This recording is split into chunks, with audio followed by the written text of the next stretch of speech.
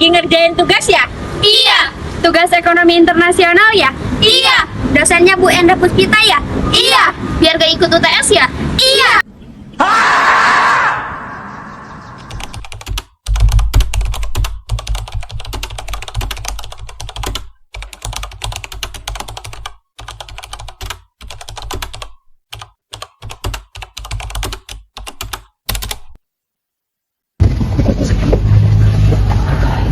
Perkenalkan, nama saya Putri Mustiki Aryani dengan NIM 3402240132. Pengertian ekonomi internasional. Ekonomi internasional merupakan cabang ilmu ekonomi yang mempelajari hubungan ekonomi antar negara yang melibatkan transaksi barang, jasa, tenaga kerja, modal, dan teknologi. Secara umum, ekonomi internasional mencakup kegiatan perdagangan internasional, keuangan internasional, dan kebijakan ekonomi lintas negara yang saling mempengaruhi satu sama lain. Menurut Paul Krugman dan Morse of Feld pada 2018, ekonomi internasional adalah studi tentang bagaimana negara-negara berinteraksi melalui perdagangan barang dan jasa, pergerakan modal, serta kebijakan moneter dan fiskal yang mempengaruhi perekonomian dunia. Sementara itu, Dominic Salvatore pada 2019 menjelaskan bahwa ekonomi internasional berfokus pada pola dan dampak perdagangan antar negara, pergerakan faktor produksi, serta peranan kebijakan ekonomi yang dilakukan oleh pemerintah terhadap kegiatan ekonomi global.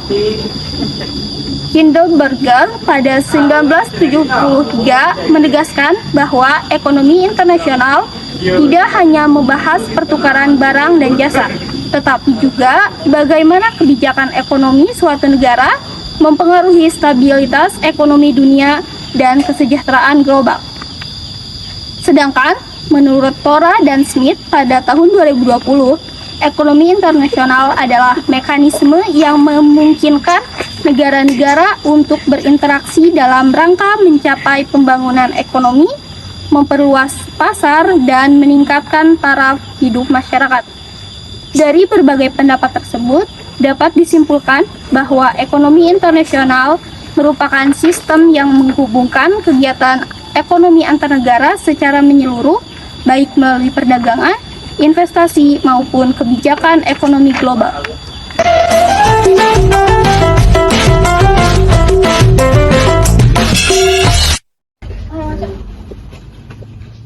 Perkenalkan, nama saya Iris Esmatul Hawa dengan NIM 3401240120. Yang kedua, ruang lingkup ekonomi internasional.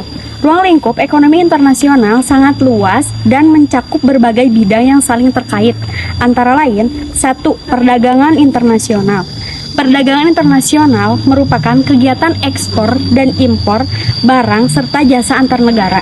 Perdagangan ini muncul karena adanya perbedaan sumber daya alam, teknologi, tenaga kerja, dan selera konsumen di tiap negara. Menurut Adam Smith, 1776, dalam teorinya Absolute Advantage, suatu negara akan memperoleh keuntungan dari perdagangan internasional apabila ia dapat memproduksi suatu barang dengan biaya lebih rendah dibandingkan negara lain. Sementara David Ricardo 1817 melalui konsep comparative advantage menekankan bahwa negara tetap bisa mendapatkan manfaat dari perdagangan walaupun kurang efisien dalam semua produksi asalkan negara tersebut fokus pada produk yang memiliki efisiensi relatif lebih tinggi. Contohnya, Indonesia mengekspor minyak kelapa sawit, karet, dan batu bara karena memiliki sumber daya alam melimpah. Sementara mengimpor teknologi dan alat berat dari Jepang dan Amerika Serikat yang memiliki keunggulan di bidang industri manufaktur. Kedua, keuangan internasional. Keuangan internasional berkaitan dengan pergerakan modal dan sistem moneter antar negara. Aspek penting yang dipelajari meliputi nilai tukar mata uang, neraca pembayaran, investasi portofolio, dan kebijakan moneter global. Menurut Mankiw 2020, fluktuasi nilai tukar sangat berpengaruh terhadap stabilitas ekonomi suatu negara. karena memengaruhi daya saing ekspor dan impor. Yang ketiga, investasi internasional terbagi menjadi dua bentuk utama, yaitu Foreign Direct Investment atau FDI dan Foreign Portfolio Investment. Foreign Direct Investment (FDI) yaitu penanaman modal langsung di luar negeri, misalnya perusahaan Jepang membuka pabrik di Indonesia. Dan Foreign Portfolio Investment atau FPI yaitu investasi dalam bentuk saham atau obligasi di pasar keuangan luar negeri. Menurut Dunning 1993, dalam teori Olive Framework, keputusan perusahaan untuk melakukan investasi asing dipengaruhi oleh 3 faktor utama. Yang pertama, ownership advantage, yang kedua, location advantage, dan yang ketiga, internalization advantage. Ownership advantage yaitu keunggulan kepemilikan, location advantage yaitu keunggulan lokasi, dan internalization advantage yaitu keunggulan pengelolaan internal. Investasi internasional sangat penting karena dapat meningkatkan lapangan kerja, transfer teknologi, serta memperkuat posisi ekonomi suatu negara di pasar global. Yang keempat, kebijakan ekonomi internasional mencakup berbagai instrumen yang digunakan pemerintah untuk mengatur arus barang, jasa, dan modal antar negara. Beberapa bentuk kebijakan yaitu tarif dan bea masuk untuk melindungi industri dalam negeri, kuota impor untuk membatasi jumlah barang yang masuk, subsidi ekspor untuk meningkatkan daya saing produk, dan perjanjian perdagangan bebas Free Trade Agreement atau FTA untuk mendorong kerjasama antar negara. Contohnya ASEAN Free Trade Area atau AFTA dan Regional Comprehensive Economic Partnership atau RCEP yang memperkuat hubungan perdagangan antar negara di kawasan Asia Pasifik. Bawa aku pergi dari sini.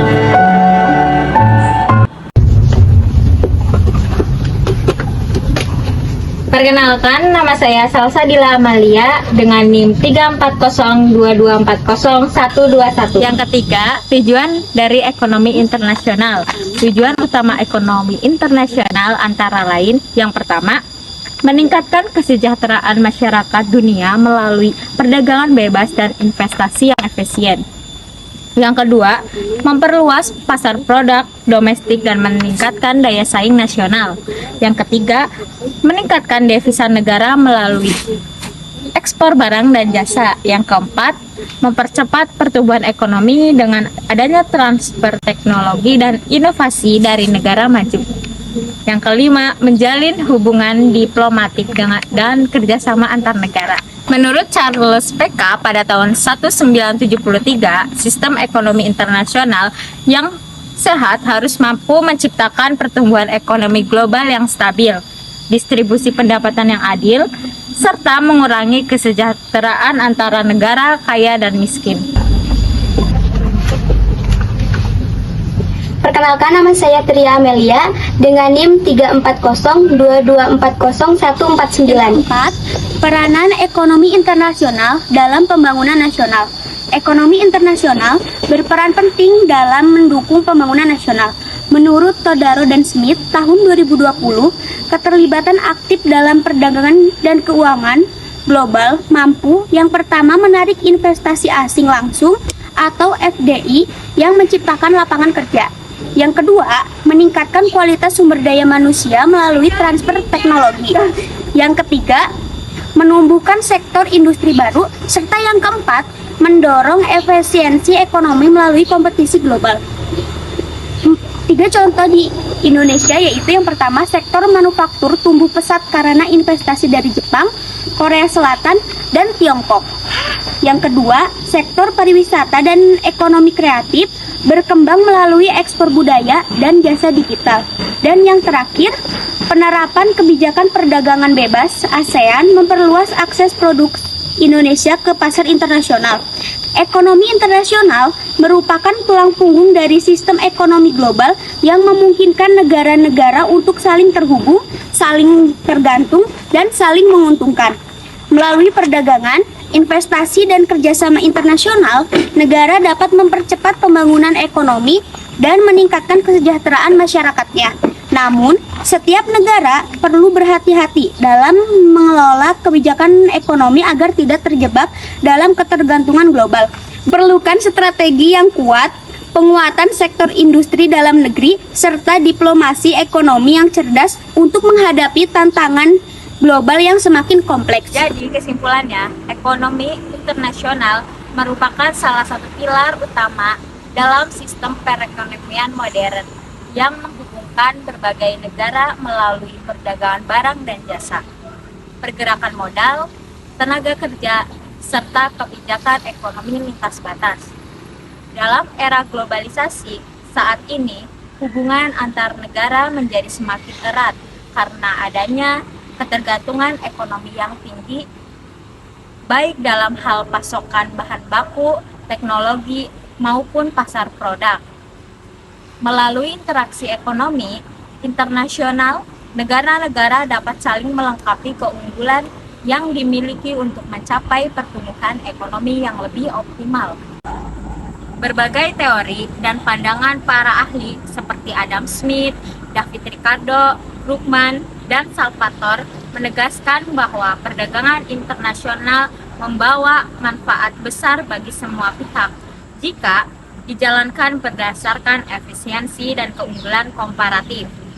Perdagangan memungkinkan setiap negara untuk fokus pada sektor yang paling produktif, sehingga dapat meningkatkan output nasional, memperluas lapangan kerja, serta memperkuat devisa negara melalui ekspor. Selain itu, keterlibatan dalam ekonomi internasional juga mendorong transfer teknologi dan inovasi yang berperan penting dalam meningkatkan daya saing industri nasional. Ruang lingkup ekonomi internasional yang mencakup perdagangan, keuangan, investasi, dan kebijakan ekonomi global menunjukkan bahwa dinamika antar negara tidak hanya sebatas pertukaran barang, tetapi juga mencakup sistem moneter, investasi lintas batas, dan peranan lembaga internasional seperti IMF, WTO, dan World Bank dalam menjaga stabilitas ekonomi dunia. Melalui lembaga-lembaga tersebut, negara-negara dapat bekerja sama dalam menangani krisis ekonomi, mengatur nilai tukar, dan menciptakan perdagangan yang lebih adil serta transparan. Secara keseluruhan, ekonomi internasional memiliki peranan strategis dalam mempercepat pembangunan nasional dan meningkatkan kesejahteraan masyarakat dunia. Namun, untuk memperoleh manfaat maksimal, setiap negara perlu mengelola keterlibatan globalnya secara cermat dengan memperkuat sektor industri dalam negeri, meningkatkan kualitas sumber daya manusia, dan menerapkan kebijakan ekonomi yang inklusif serta berkelanjutan. Dengan strategis nasional yang kuat dan diplomasi ekonomi yang adaptif, ekonomi internasional dapat menjadi sarana efektif untuk mencapai keseimbangan pertumbuhan global, pemerataan kesejahteraan, dan stabilitas ekonomi jangka panjang.